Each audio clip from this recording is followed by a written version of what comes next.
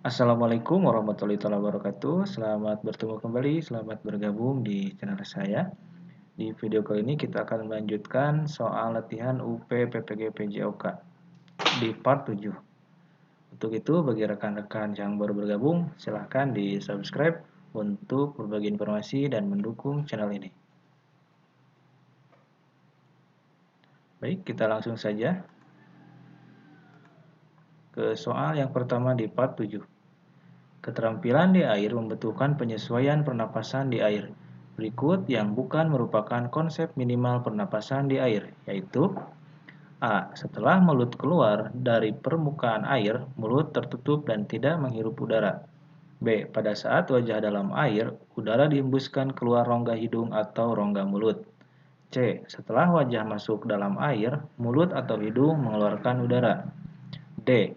Saat mulut keluar dari permukaan air, udara dihirup dominan dengan rongga mulut.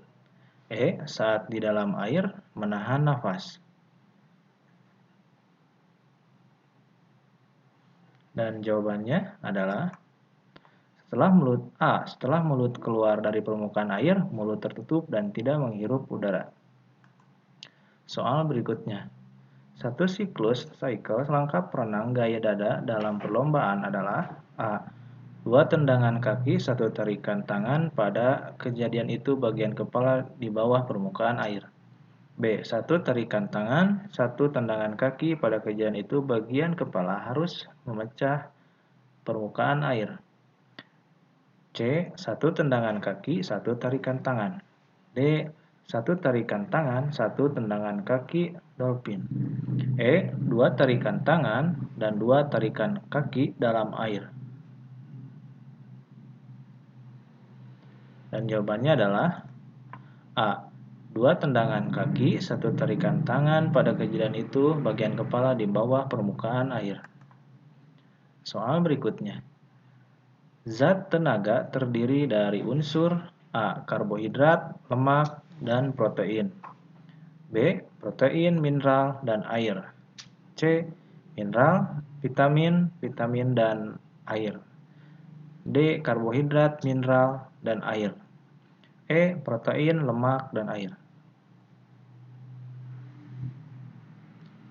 Dan jawabannya adalah A. Karbohidrat, lemak, dan protein. Soal berikutnya. Berikut ini manfaat aktivitas jasmani dan olahraga dalam pencegahan penyakit dan kesehatan. A. Mengurangi risiko penyakit jantung. B. Mengurangi risiko penyakit leukemia. C. Mengurangi risiko penyakit kulit. D. Mengurangi risiko penyakit influenza. E. Mengurangi risiko penyakit kanker. Jawabannya adalah mengurangi risiko penyakit influenza. Olahraga yang dapat meningkatkan kelentukan tubuh adalah A. Senam aerobik. B. Jalan cepat. C. Bersepeda. D. Renang. E. Pilates. Dan jawabannya adalah E. Pilates.